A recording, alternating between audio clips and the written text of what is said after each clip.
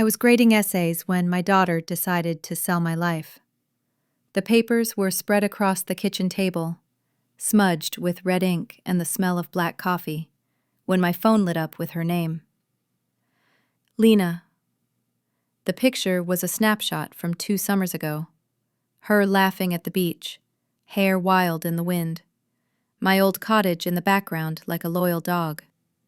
I touched the screen and let that memory hold me for the half-second before her voice. Mom, listen.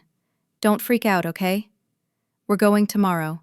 Pack a small bag tonight. I pushed my glasses up. Going where? To the city. To my place. It's time. You can't keep shuffling around that old beach house alone. I've handled everything. It's done. What's done? Silence. A click. A swallow. I've sold the beach house. The ink bled where my pen froze.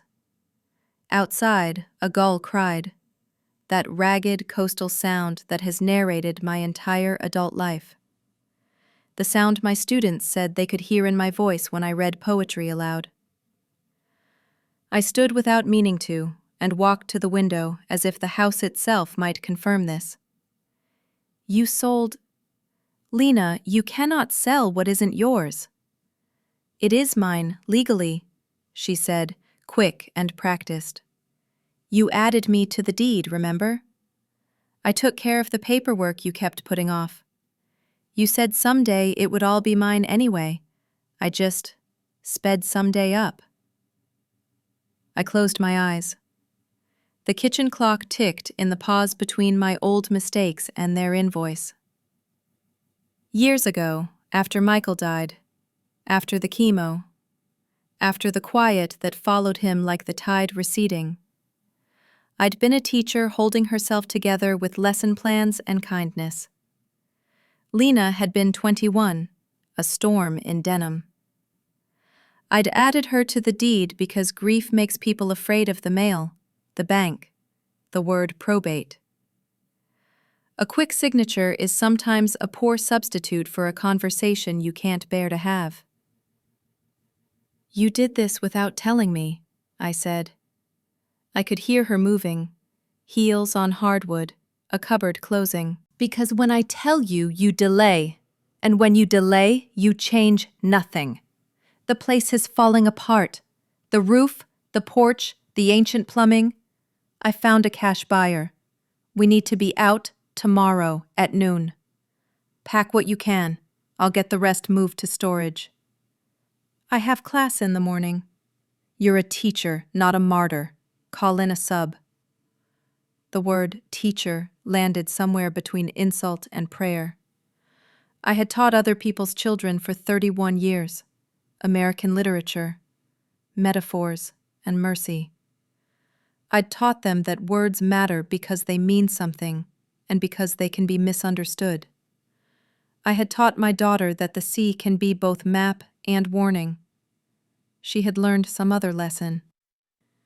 You sold my house, I said again. Not for clarity, but because repetition is the way the heart learns what it refuses. Our house, she corrected. Mom, please. Don't make this harder than it needs to be. You'll be safer with me. I've already talked to a realtor, a lawyer, and a moving company. I booked cleaners. I even handled your utilities. I had them schedule shut-off for Friday. It's all handled. Handled. Such a clean word. You can handle a suitcase. You can handle a fragile vase if you know where to put your fingers. You cannot handle a life. You hold it. You try. You need to come by, I said. We will talk like people who love each other. I'm already on my way, she said. Don't start anything, just pack. The call ended with that modern click that isn't a click at all. Just a silence that pretends not to be a decision. I stood at the sink and watched the tide move in a long gray sheet, the kind of winter light that makes the ocean look like a thought. The cottage creaked around me. the way old houses do to remind you they are alive. The floorboards my husband sanded until dusk the summer Lena turned 6. The doorframe with pencil marks. Lena's height measured every September. Her name scrawled in childish capital letters. The smell of salt in the curtains that no detergent could erase. The porch where I finished so many essays with freshmen who didn't yet know that the stories we love are the ones that let us live longer inside ourselves. I turned back to the essays. The top one was about Gatsby and green lights and the cruelty of hope. A neat hand, a careful thesis, a sentence underlined by my pen. We are only ever as free as the stories we can tell about ourselves. I put down the pen and went to my bedroom. The suitcase is my husband's old duffel, military green, frayed at the seams from trips that were vacations and trips that were escapes. I pulled out sweaters, underwear, the cardigan with moth holes that my students called my professor armor. I added my gradebook, my chalk bag, because some rituals matter even if nobody uses chalk anymore, and the photo from the mantel of the 3 of us standing in front of this house the day we bought it. Lena on my hip, Michael's arm around both of us, a crooked "sold" sign at our feet. Sold. The word again. But then it meant a beginning. I called the only lawyer I trust, Miriam Doyle, former student, now a woman whose emails have the crisp cadence of sentences that win. "Miriam," I said when she picked up, "my daughter just informed me she sold the cottage and we are to vacate tomorrow." Silence. Then air moving into the phone the way a horse draws breath before running. "Did you sign anything recently?" "No." Then she used the joint tenancy paperwork from years ago. Or forged something. "Text me photos of the deed, the latest tax bill, and any emails from the realtor if you have them." "I have nothing. She has everything." Miriam's voice shifted to the place where comfort and strategy meet. "Okay, breathe. Do not sign anything. Do not let anyone in without me present. If movers arrive, you are not obligated to permit entry. If she threatens police, call me first. I'll file an emergency injunction in the morning to freeze the transfer if it isn't closed yet." "What's the buyer's name?" She didn't say. Of course she didn't. "Text me your address again. I'll be there by 8 a.m. with coffee and questions." I thanked her and hung up. The house exhaled with me. Then I did what old teachers do when the world shifts underfoot. I made a list. Not the triumphant kind, the humble kind, that keeps your hands busy while your heart argues. Documents, deed, insurance, tax receipts, marriage and death certificates. Photos. Take pictures of every room, every mark, every window. Locks. Do not change, do not escalate. Email principal, sick day. Call plumber. The leak under the sink that I promised to handle last week. Find the letter. Number 6 wasn't the letters other people mean. Not bills, not legal notices. The letter was for me. Handwritten, folded, sealed in the old dictionary under home. Michael's last letter before the final clinical trial, when we still believed in numbers. It began, "If you ever have to choose between keeping a house and keeping yourself, choose yourself. But do not give away the house without telling the sea goodbye." He knew how I heard things. I pulled out the Websters, lifted the cover, and slid my fingers under the ribbon where I had tucked that piece of him. The seal cracked like a small bone. I didn't need to read it again, but I did anyway, because the dead have the right to repeat themselves. By the time I finished, the light had gone. The sound of wheels on gravel in the drive replaced it. My daughter did not knock. She swept in with a gust of cold and perfume, and the posture of someone who has rehearsed a speech. "Good," she said without greeting. "You packed. I hired a service for the rest. They'll be here at 9. We'll leave before then so you don't have to watch." I looked at her and tried to inventory the girl inside the woman in my kitchen. She is still stunning the way teenagers are stunning before they know it takes work. She wore city black in a town that stains. The only color on her was a scarf the shade of tide pools. I wondered if she remembered picking them clean of shells with her father. "Lena," I said, and the name was a plea. She dropped her keys in the bowl by the door the way she used to when she came home from soccer, loud and thoughtless. "This is happening, Mom. Don't start with me." "Start with you? That's all I do." She rolled her eyes. "There's the teacher voice. Save it for your sophomores." "Why didn't you tell me?" "Because you say no to everything. No to help, no to change. No to the idea that time exists. You think this house is a person. It's wood and salt and promises you made to yourself when he was still alive. It's not magic." "It is my home." "It was. Past tense. You always ask your students to circle verbs. Circle that one." She smiled at her own cleverness. I wanted to tell her that grammar is not a weapon. That when she was little, I taught her to use words like bridges. I wanted to say 1,000 things that had nothing to do with real estate. Instead, I said, "What are you afraid of?" The question surprised both of us. She blinked. "I'm not afraid. I'm done. There's a difference." She walked into the living room and looked at the mantel. Michael's photo, the jar of sea glass we collected, the cracked clock. "We'll take the essentials. I can sell the rest with the house or donate it. The buyer doesn't care."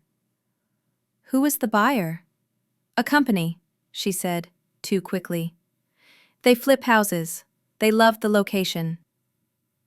I felt a precise, cold anger then, the kind that arrives like a teacher's hand on a desk. Enough. "You sold our family home to a speculator without telling me because you wanted to spare me the sight of my own life being peeled for parts." She crossed her arms. "I sold a structure that was bleeding money to free you from a burden you refused to name. You should be thanking me." Thanking. I walked to the mantel and lifted the jar of sea glass. The pieces clinked, green and blue and brown. I poured a few into my palm and held them up. "Do you remember why we collected these?" She stared, annoyed. "Because you like beach junk." "Because your father said broken things can become beautiful if you let the waves do their work." "Because he said don't throw away what you can transform." She looked away. "This is sentimental manipulation." "This is memory," I said. Different subject. We stood in that stalemate the way people who love each other do, each speaking a language that sounds like argument and is really pain. Finally, I said, "I have called a lawyer. We will not be leaving tomorrow." Her laugh was bright and mean. "You called Miriam? Of course you did. She'll tell you to stall. She'll file something, but the contract is signed, Mom. The closing is in 48 hours. The deposit's already wired." "Into whose account?" "Mine," she said, chin lifting as if she were defying a teacher. "I handled this. I'm handling you." I put the jar down carefully. "You may be surprised what you are handling." Her phone buzzed. She checked it and slid it back into her bag. "We're done talking. Go to bed. You'll be up early. We're leaving at 9. She turned to go, then stopped as if remembering stage directions. I love you, she said without looking at me. This is love. When the door closed, the house made that small, old sound again. A sound that, in the right mind, is comfort. I stood very still and let a teacher's discipline reclaim my breath. There are tricks we learn to help children who can't yet hold their storms. Count to 5. Name 5 things you can see, 4 you can touch, 3 you can hear, 2 you can smell, 1 you can taste. It works on mothers, too. I saw the trailed footprints of sand on the hallway rug, Lena's and mine from last Saturday's walk. I touched the smooth banister. I heard the sea. I smelled coffee in the air, and salt, and rain brewing. I tasted the word no on my tongue, and found that it was not bitter, but clean. I went to my desk and opened the bottom drawer where the folder lived, the one labeled if. Every widow has one. Inside were copies of the deed, the old will, the life insurance papers, and a letter from Miriam from 3 years ago outlining the exact thing my daughter had now done and the precise moves I should make if she ever did. Miriam had called it, preparing for a storm we hope never lands. Step 1. Do not leave the property voluntarily. Moving out can be construed as acquiescence. Step 2. Document the condition of the home and your occupancy. Step 3. If joint tenancy was created under duress or without informed consent, we have arguments to sever or to assert beneficial interest beyond the title. Step 4. If buyer is a company known for predatory practices, public pressure and injunctive relief become tools as important as filings. Step 5. Remember you are not a trespasser in your own life. I put the folder in my tote. I emailed my principal. Family emergency, lesson plans attached. I texted Miriam a photo of the deed and the tax bill. I called my neighbor, Ms. Alvarez, who has lived across the lane for 40 years and knows everyone's grandchildren by their middle names. Rosa, I said when she answered. My daughter is making changes. If anyone comes tomorrow saying they have a right to enter, will you stand with me on the porch and remember out loud how long I've lived here? Mi amor, she said, a sound like a warm room. I will bring coffee and a chair and my loudest voice. I slept in the living room, on the sofa where Lena and I used to fall asleep watching old movies, her head on my lap, my hand in her hair, the sea in the soundtrack like dialogue. I slept like a person who has chosen a fight that won't leave bruises you can photograph. I slept with the Serenity teacher's fake for children on test day. You studied. You know more than you think. In the morning, I woke before dawn and made coffee the way Michael liked it, strong enough to name. Outside, fog hung low over the dunes. I graded the rest of the essays, because some promises keep us from breaking others. A few students had written about houses, not literal ones, but the bodies we live in, the families we try on like coats, the rooms we build inside ourselves to survive the weather. I wrote careful notes in the margins and thought, not for the first time, that my work had always been to give people words when they had their hands full. At 8, a car door slammed. I stepped onto the porch. Lena stood by the gate with a man in a navy blazer and an efficient woman with a clipboard. The man smiled the way salesmen smile at grief. Ms. Hart, he said, offering a hand. I'm Greg from Shoreline Property Group. We're here to do a pre-closing walkthrough. Congratulations, this is an excellent transaction. Walkthroughs are for homes with open doors, I said. This one is closed to strangers. Lena's eyes flashed. Mom, stop this! Behind me, Rosa appeared with 2 mugs, a sweater wrapped around her shoulders. Buenos dias, she said loudly. What a beautiful day to mind your own business. The woman with the clipboard cleared her throat.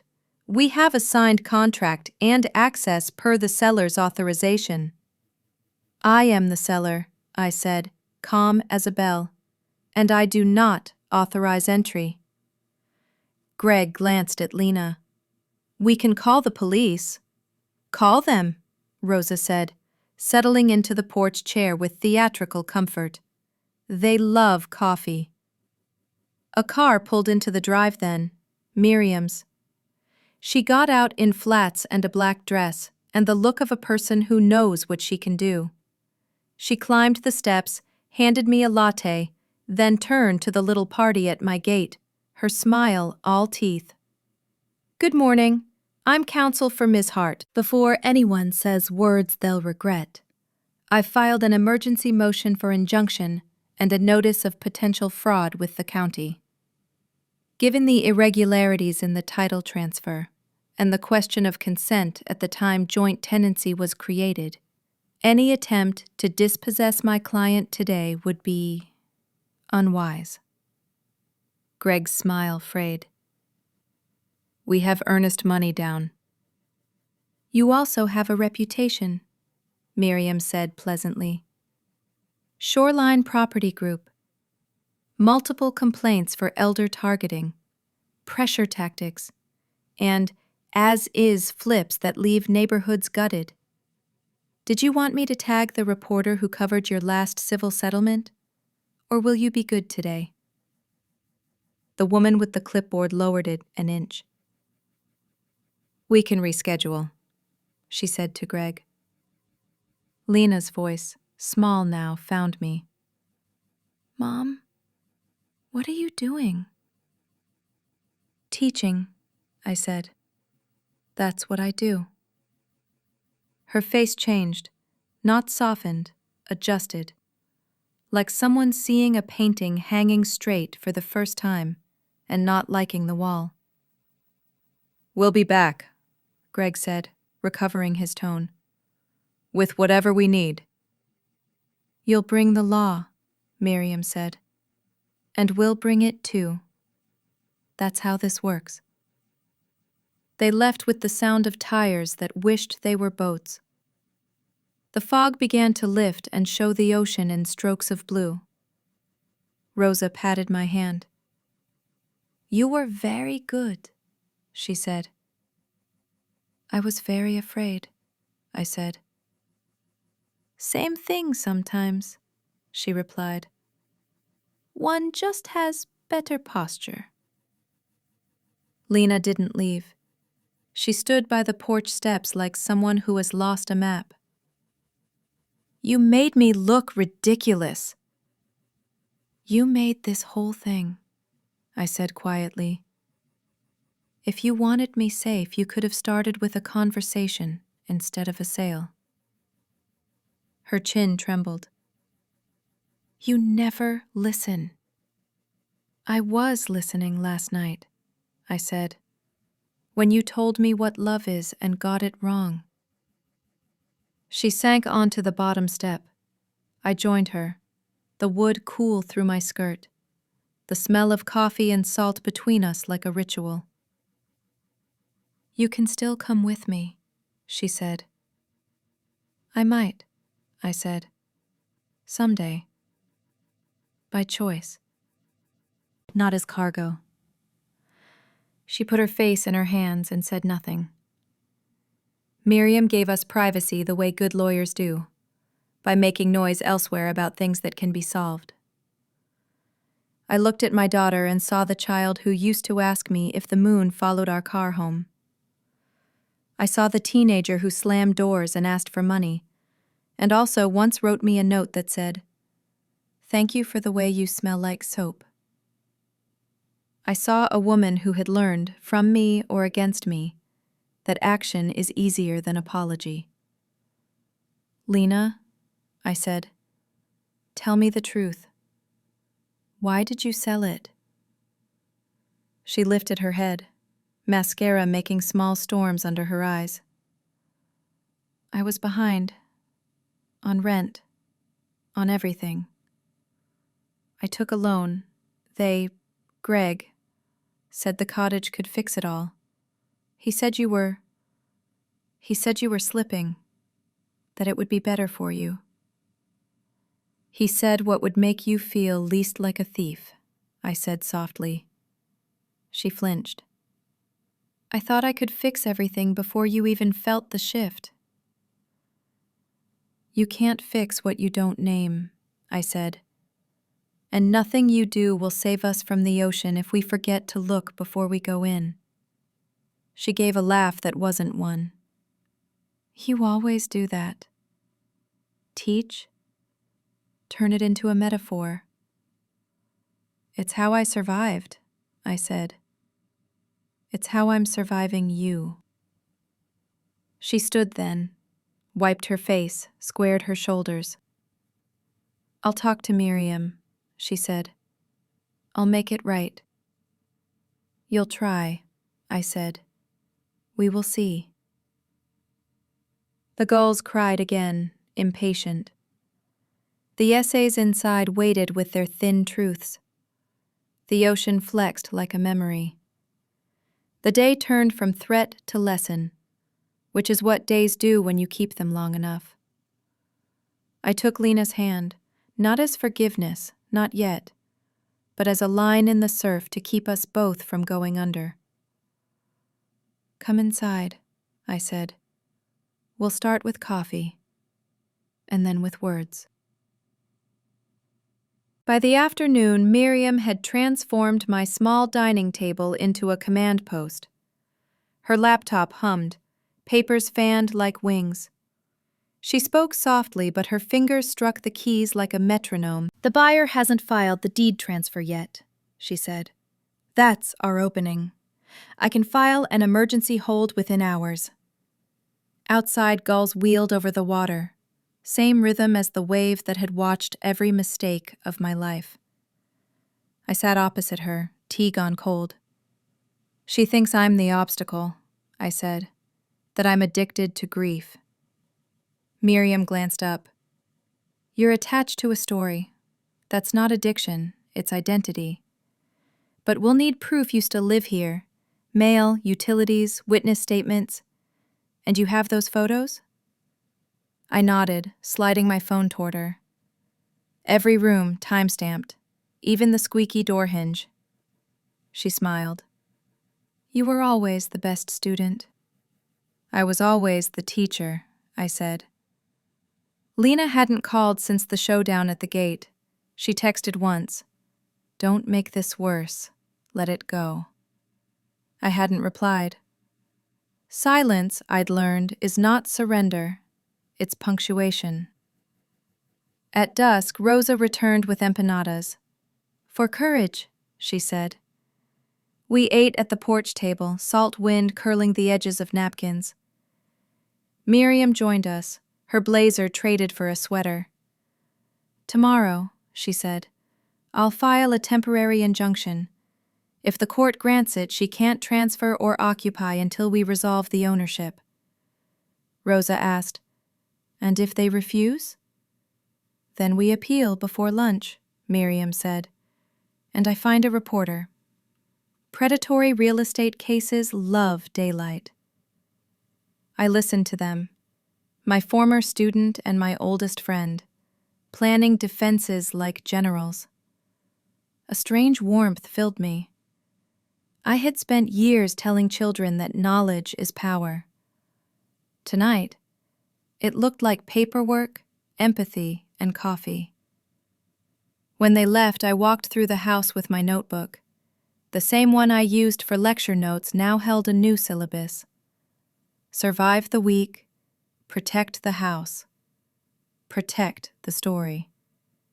At midnight, I wrote in the margin, lesson plan for grown children. Some exams come unannounced.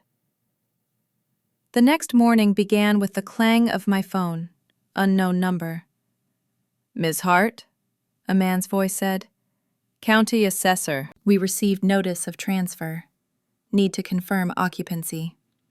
"Still occupied," I said, "and still owned by me." He hesitated. "Then the buyer's filing may be premature. I'll flag it." One small victory before breakfast. I poured coffee, fed crumbs to gulls that refused gratitude, and sat to grade the last stack of essays. It felt absurdly grounding. These young voices worrying about identity while mine was under siege. One line stopped me. "Freedom isn't leaving, it's choosing what stays." I underlined it twice. The doorbell rang at 10. Through the glass I saw Lena, alone this time. No agents, no paperwork. Just a tired woman holding a takeaway cup like a peace flag. "Mom," she said when I opened the door, "can we talk?" I stepped aside. The teacher in me couldn't fail the student entirely. She looked around the kitchen as if cataloging ghosts. "You really called a lawyer?" "I really did." "Why?" Her voice cracked on the single word, more confusion than accusation. "Because you acted without consent." She set the cup down, hands trembling. "I thought you'd thank me. You keep saying you're fine, but you're not. You live alone by the sea, grading papers no one reads, pretending Dad's still walking through that door." I breathed slowly. "And you think selling my home cures loneliness?" "I think it ends waiting." There it was, the heart of her hurry. She couldn't stand the stillness I'd made peace with. To her, movement was survival. To me, it was exile. "I'm not waiting for him," I said. "I'm keeping what he built for both of us." She wiped at her eyes. "Mom, the sale's already in motion. If you fight it, you'll lose money you don't have." "I have more than money," I said. "I have witnesses, time, and truth. Sometimes that's enough." She laughed once, small and broken. "You sound like a story you'd assign in class." "That's how you remember things," I said. "You turn them into stories." After she left, I sent Miriam a brief message. She came. "She's scared, not cruel," Miriam replied. "Fear and cruelty often share a hallway." That afternoon, we drove to the county clerk's office. The building smelled of paper and air conditioning. While Miriam filed motions, I stood before a bulletin board covered with lost and found notices. Cats, wallets, one wedding ring taped beside a phone number. Lives misplaced, waiting for return. When we stepped outside, the sky had cleared. Miriam exhaled. We bought time. The judge granted a 14-day hold. 14 days. A fortnight to turn my life from foreclosure to lesson plan. I texted Lena. "The sale is paused. Let's use this time right." No reply. That night, the sea was restless. I sat at my desk, window open, and began to write. Not motions, not lists, but the story itself. If she was going to erase our home, I would at least give it a voice. I wrote about the first storm we survived in this house. Lena at 5 hiding under the table. About teaching in the mornings and painting shutters in the evenings. About the way Michael's laughter still lived in the pipes when the water ran hot. By dawn, I had written 15 pages, and the ache in my chest had turned into something else. Resolve. When I brought the pages to Miriam later that morning, She skimmed a few lines and smiled. You realize this reads like an affidavit. It's truth, I said. And well edited. She looked up. Then maybe we use it. The court responds to narrative. Judges are human. Let them feel the human cost. I nodded. Turn the lesson into evidence. For the first time in days, I felt the steadiness that comes with knowing your own subject. I wasn't just defending property. I was teaching again. Teaching the law, my daughter, maybe even myself, that meaning still mattered. That evening, Lena texted, "Meet me tomorrow at Dad's grave. No lawyers." I stared at the message until the screen dimmed. The cemetery sat on a hill overlooking the same ocean that lapped our porch. Maybe it was time to grade one more paper.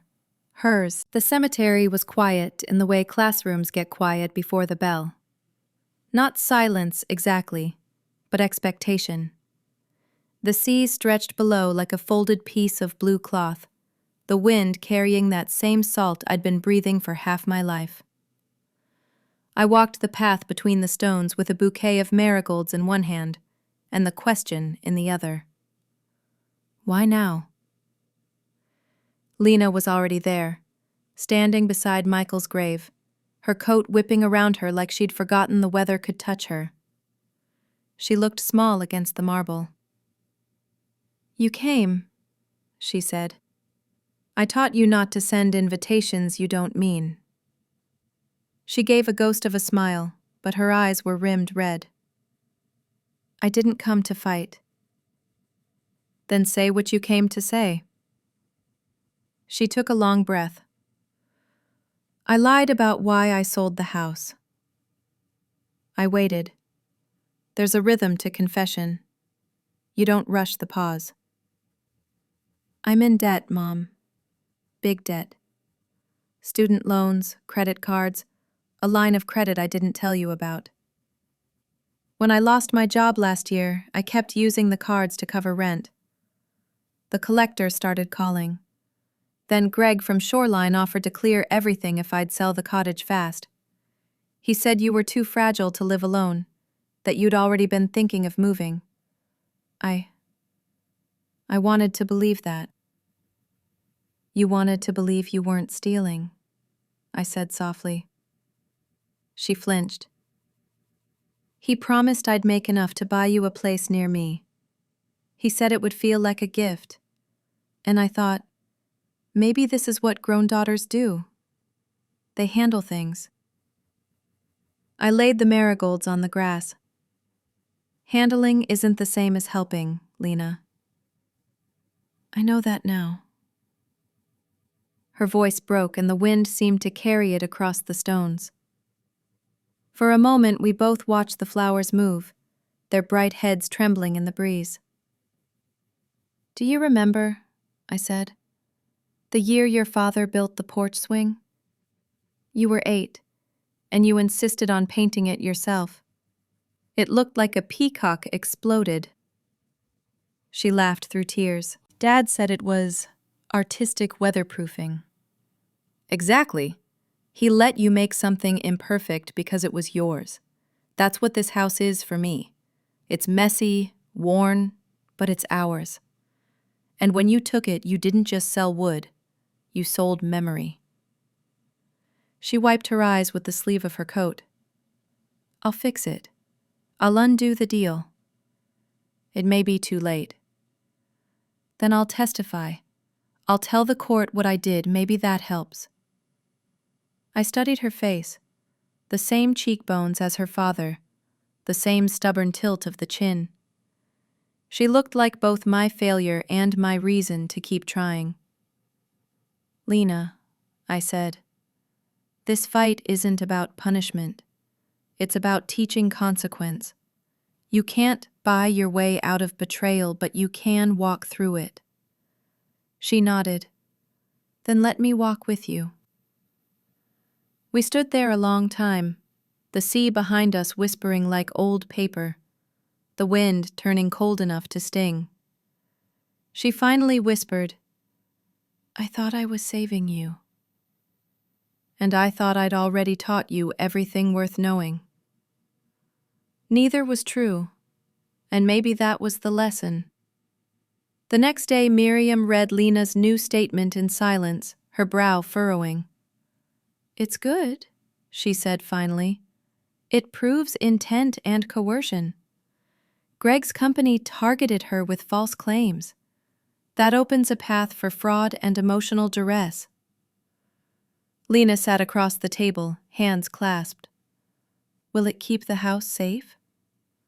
"For now," Miriam said. "But he'll push back. Men like that don't admit mistakes, they weaponize them." I looked at Lena. "Then we stay steady. No panic." She nodded the way students do when they're trying to remember the rules. By evening, we had filed her affidavit and attached it to our injunction. I watched Miriam click submit with the same satisfaction I used to feel writing A+ on a paper that deserved it. "Now we wait for a hearing," Miriam said. 3 days, maybe 4. "What happens then?" Lena asked. "Then a judge decides if your mother keeps her home or if the sale goes through." "And if we lose?" "Then we appeal." Miriam smiled. "And if we lose again, we tell the story somewhere louder. The press, the community board. Some battles you fight with law, some with light." Lena whispered, "I don't deserve either." Miriam leaned back. "You're here. That's a start. Most people don't show up for the messes they make."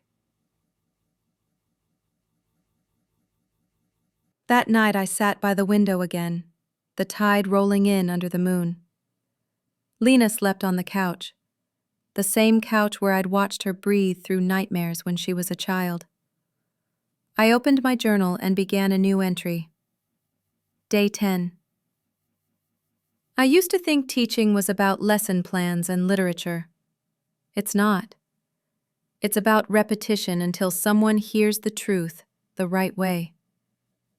I closed the book and looked at my daughter. Her face was softer in sleep, less armed. The teacher in me wanted to grade her on honesty, a B+ for effort, an A for courage. But motherhood doesn't come with rubrics. It comes with nights like this, where forgiveness hovers in the air like ungraded work. 2 mornings later, Miriam called. "We have a hearing tomorrow at 10 a.m. The opposing counsels filed a motion to expedite sale. They think they can catch us unprepared." "Then let's remind them," I said. "Some of us still do our homework." She laughed. "That's the spirit. I'll pick you up at 8. After the call, I brewed coffee and watched the sun rise over the dunes. Lena came in, hair messy, holding a blanket. "Can I come to court?" "Yes," I said, "but not to apologize, to witness." She nodded. "That's fair." As the day unfolded, I felt something shift, the fear thinning, replaced by the quiet determination of a woman who's been underestimated too many times. The house smelled of coffee, salt, and paper, the holy trinity of my life. I ran my hand along the wall, the grain of wood warm beneath my fingertips. "We're not done yet," I whispered. Outside, the sea answered with its slow, endless rhythm. Morning came gray and sharp, the kind of morning that makes you wish you'd stayed inside the dream where things are simpler. Miriam arrived early, carrying 2 coffees and her usual calm. Lena sat in the back seat of the car, quiet, her eyes on the horizon as we drove to the courthouse. None of us spoke for a long while.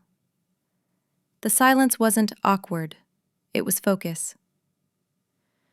The courtroom was smaller than I imagined, too clean, too fluorescent, the kind of room that strips meaning from everything it touches. Greg from Shoreline Property was already there, his suit too polished, his smile too thin. Next to him sat a lawyer young enough to be one of my students. He looked at me with a mixture of pity and confidence, as if this were a test he already knew the answers to. The judge entered, gray-haired, deliberate, the sort of man who made people lower their voices by merely existing. "We're here to determine rightful possession and validity of sale," he said. "Counsel, proceed." Greg's lawyer went first. He spoke smoothly, with words like sound transaction, mutual consent, timely closure. He painted me as an aging woman overwhelmed by paperwork, a sentimental obstacle to progress.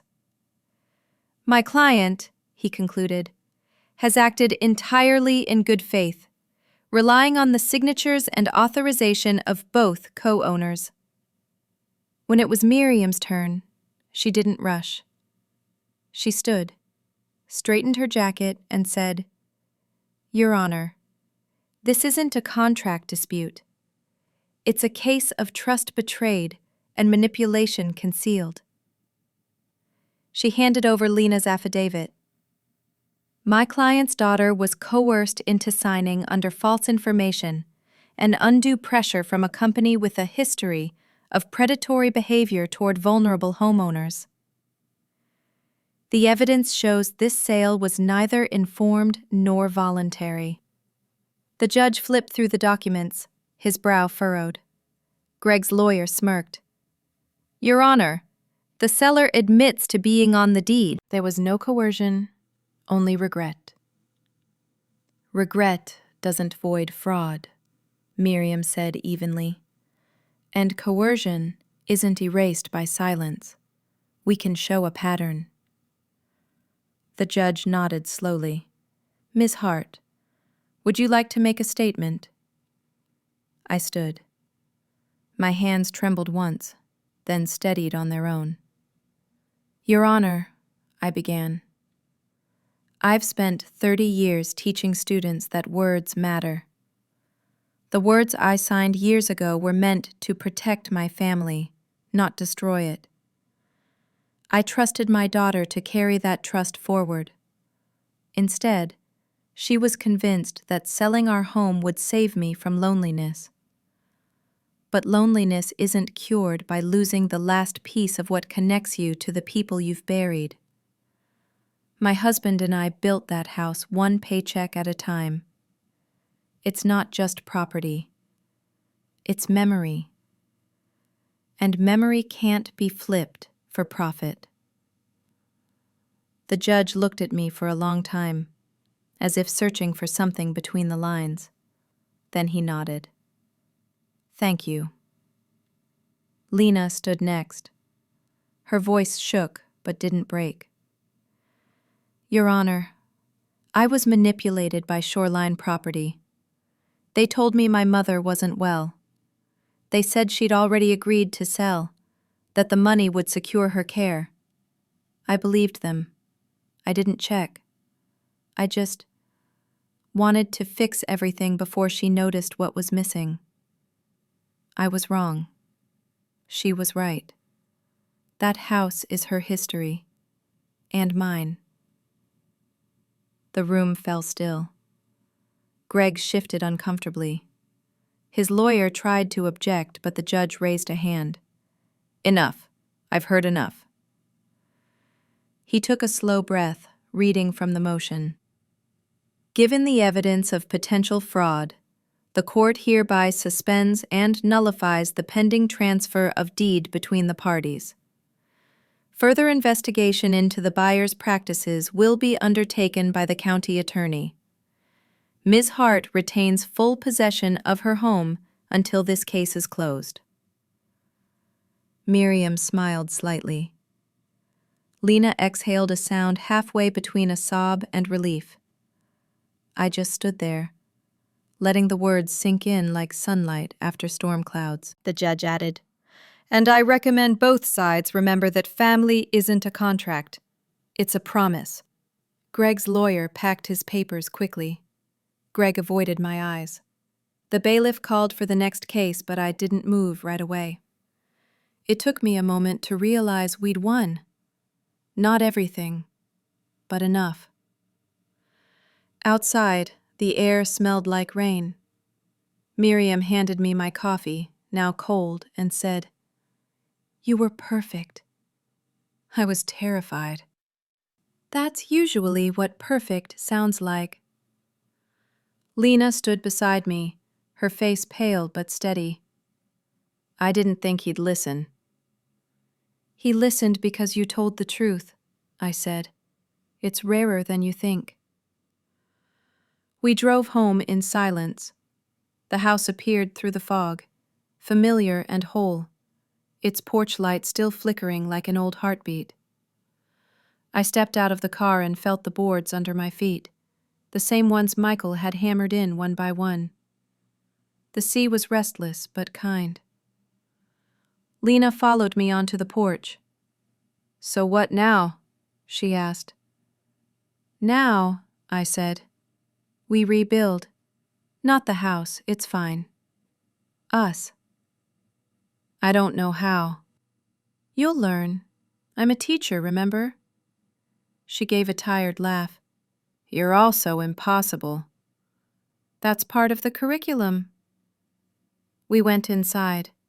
The air smelled of salt and coffee and old paper, the scent of everything I'd fought to keep.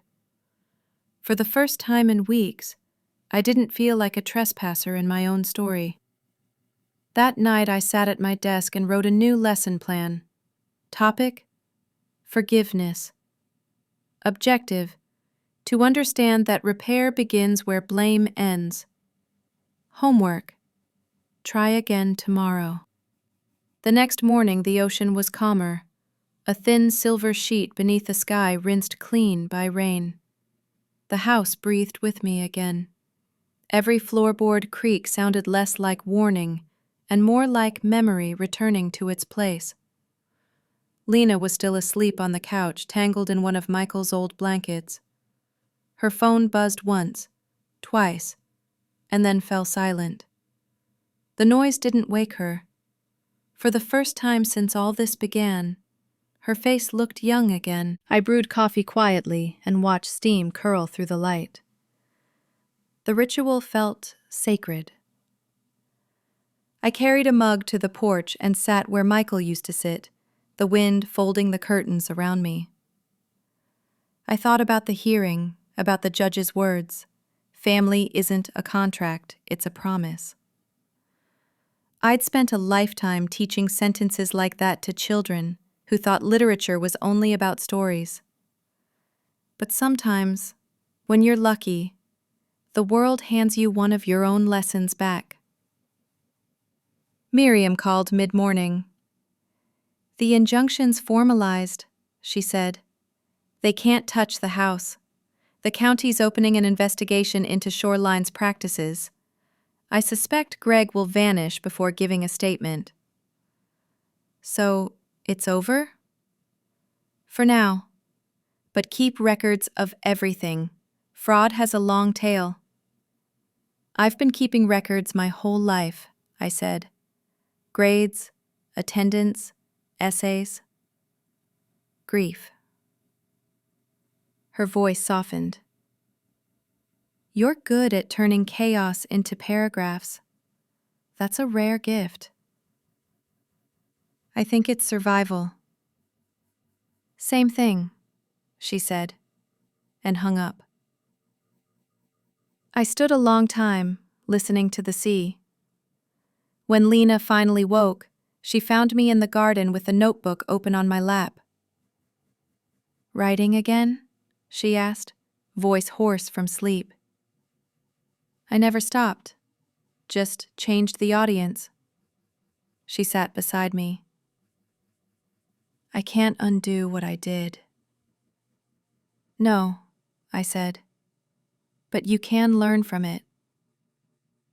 "Do you really think anyone changes that much?"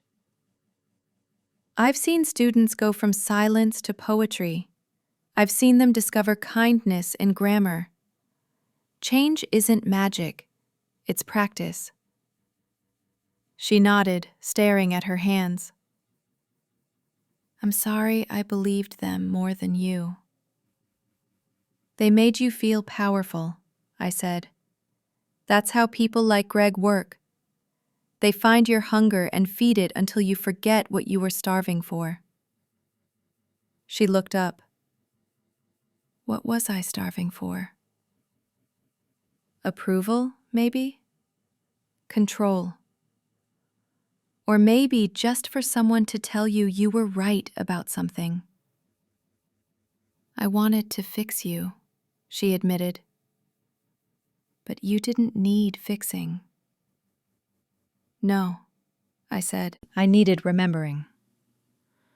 We sat in the quiet, the kind that doesn't demand an answer. A gull cried overhead and she smiled faintly. That sound used to wake me when I was little. I hated it. I told you they were teachers too, I said. They repeat until you listen. Later, we walked along the beach. The storm had left a line of driftwood and broken shells scattered like punctuation. Lena picked up a smooth green piece of sea glass, turning it in her fingers. This one's perfect, she said. It used to be broken. Everything used to be, she whispered. We reached the edge of the dunes where the wind died down. She stopped. Can I stay here a few days? Just until I figure things out. I nodded. As long as you need. But this time it's not about running away. It's about standing still. That evening she cooked dinner, her father's favorite stew. We ate in silence, the good kind. The kitchen felt alive again, full of small sounds. The spoon against the bowl, the hiss of the stove, the creak of the chair when she leaned back. Ordinary symphonies. Afterward, she washed the dishes and said quietly, When I was a kid, I used to think this house was talking. Every creak, every draft. It was like a story you were telling me. It still is, I said. We just stopped listening. I watched her trace her finger along the window frame, the same spot where she once taped her drawings. Do you think Dad would forgive me? He would have reminded you that love is just another word for patience, I said. And then he'd have built you something to fix. She smiled, eyes wet. He built everything. Not everything, I said. Some things we have to rebuild ourselves. She turned to me. Thank you for not giving up on me. I almost did, I said. But teachers don't leave before the final lesson. Outside, the moon rose over the sea, bright enough to cast shadows on the sand. I opened the door and felt the salt wind rush in. The house seemed to exhale, like it knew the fight was over. I wrote one last entry that night. Day 15. The house is still here. So am I. My daughter is learning the language of apology, and I am learning the grammar of letting go. The sea remains our teacher. Some days it gives, some days it takes, but always it returns. When I finished, I set down my pen and listened to the waves. For the first time in years, I didn't feel the need to write another plan, another defense, another line. The lesson had been taught, and maybe, just maybe, learned. Autumn arrived quietly, like an old friend who knows not to knock. The air turned crisp, the mornings fogged over, and the sea outside my window shifted from blue to steel. Life found its rhythm again. I went back to school 3 weeks after the hearing. My students greeted me with polite smiles, half curiosity, half relief. They'd noticed my absence but hadn't dared to ask why. I liked that about them, the gentleness of not prying. The first lesson I gave was about truth. Writers, I told them, don't invent honesty. They find it where it's been hiding. I didn't mention courts, deeds, or betrayal, but I saw in their faces that they sensed it anyway. Stories, like houses, hold echoes of their builders. After class, a girl lingered by my desk. "Miss Hart," she said, "is it true that we write best about what hurts most?" "It's true that we start there," I said, "but good writing ends with what survives." At home, Lena had found her own rhythm too. She worked part-time at the library, helping organize community workshops. She cooked, she paid bills, she apologized in small ways, folding laundry before I asked, leaving coffee ready in the pot each morning. Once, I caught her standing at the porch rail looking out at the water. "It still feels like his," she said, meaning Michael.